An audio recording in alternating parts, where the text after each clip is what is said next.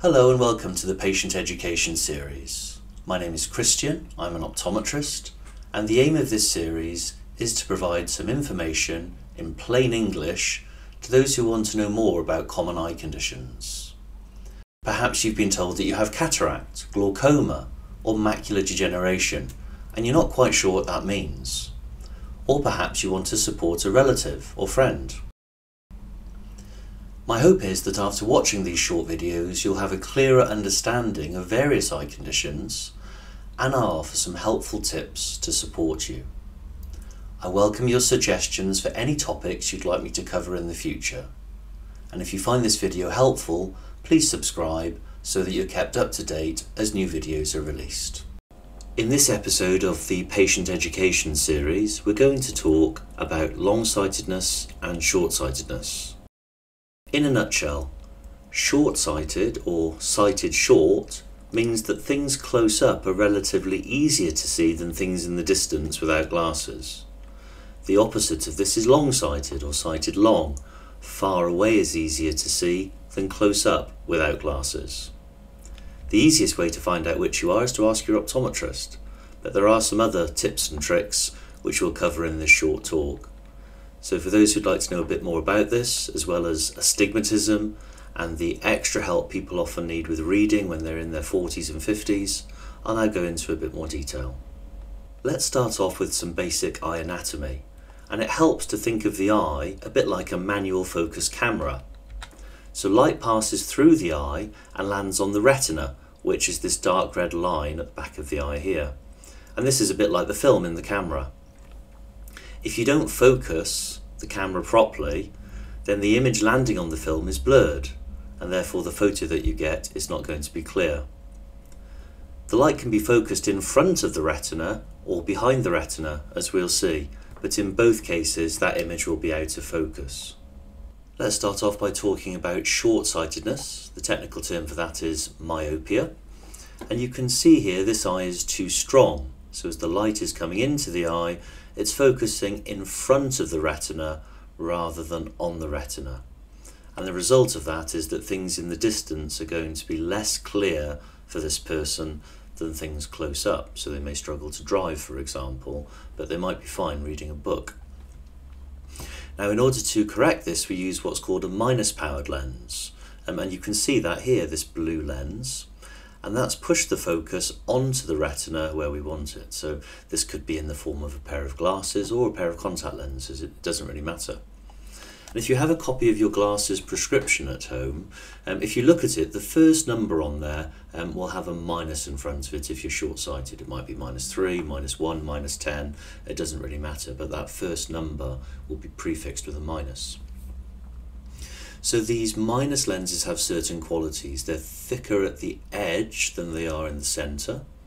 And as the power increases, the edges just get thicker and thicker and the whole thing gets heavier.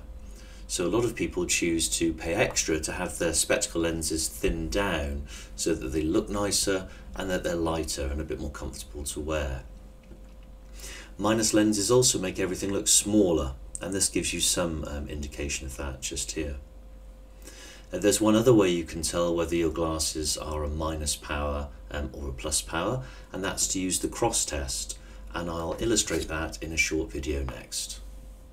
Here we have a minus lens for somebody who's short-sighted. You can see it's thicker at the edge than it is in the centre. You'll see that it makes the cross look smaller, and if I move the lens from side to side, you'll see that the cross moves in the same direction as the direction I move the lens. Now you've seen what a minus lens does for somebody who's short-sighted and some of the qualities of that lens. Let's move on to long-sightedness. The technical term for long-sightedness is hypermetropia or hyperopia, and this is the opposite of short-sightedness. This time the eye's not strong enough, and you can see that the light is focusing behind the retina rather than on it. The result of that is that distance vision may not be too bad, but reading vision will be relatively harder.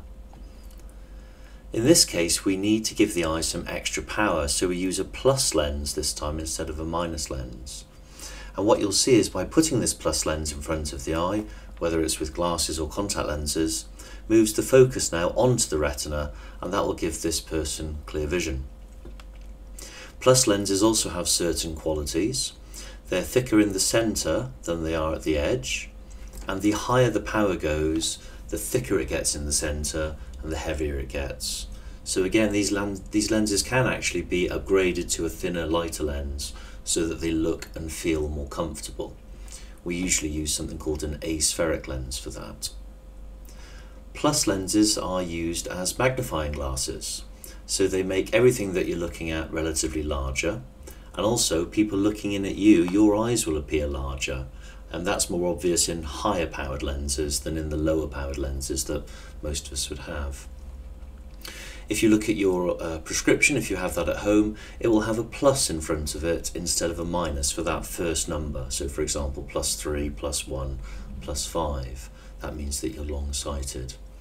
Let's have a look now at an actual plus lens and see how it behaves and what happens with the cross test. Here we have a plus lens for somebody who's long-sighted. You can see it's thicker in the centre and thinner at the edge. This lens makes the cross look larger, and you'll see as I move the lens from side to side, the cross actually moves in the opposite direction to the direction that I'm moving the lens.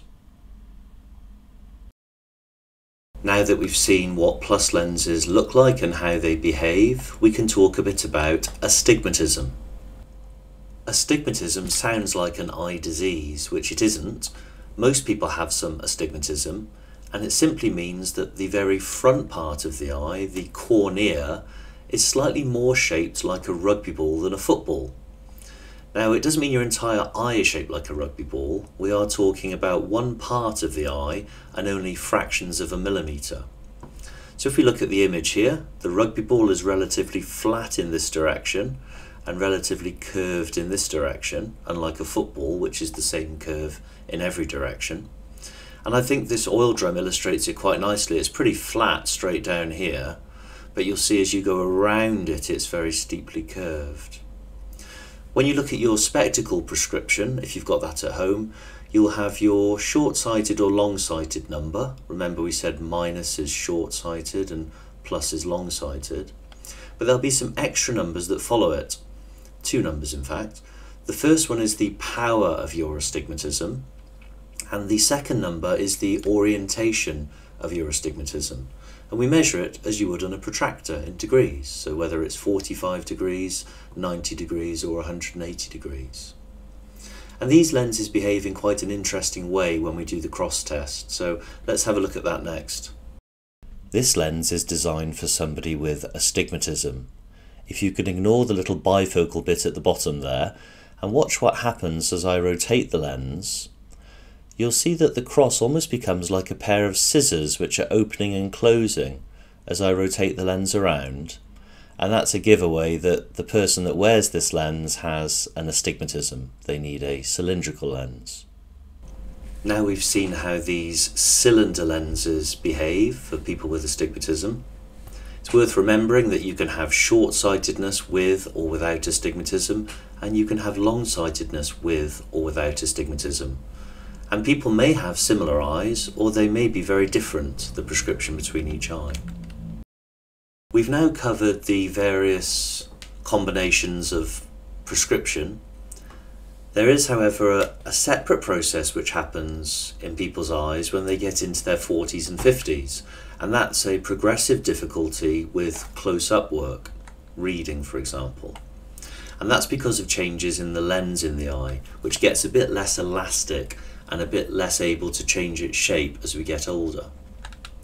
So light comes into the eye and lands on the retina, but the lens is what will change its shape to allow us to specifically read up close. This condition is called presbyopia. Essentially, close-up work becomes more difficult with age. Patients often come in and say that their arms aren't long enough, so you see people holding things at arm's length. The way we correct this is to give a bit of extra magnification for reading. You'll notice the picture here. This gentleman is peering over the top of his glasses. Those glasses are just for reading, and his distance vision is pretty good. He doesn't need any glasses for the distance. Somebody who's short-sighted might do the complete opposite. So remember, short-sighted people are generally quite good close-up. So they may find that they need glasses for distance, but they take them off to read. So it's really the opposite of what you see in this picture here. But for people who need help both for distance and for reading, then they may want to consider something like a bifocal or a varifocal. The bifocal, you can see there's a clear line whereby the top part is the distance prescription and the bottom part is the distance prescription with some extra magnification for close up. So that's their reading prescription down at the bottom there. The difference between these two, or the extra at the bottom, is called the add. And if you have your prescription at home, you may well find after looking at your distance prescription, there's a separate part that says, for example, add +2.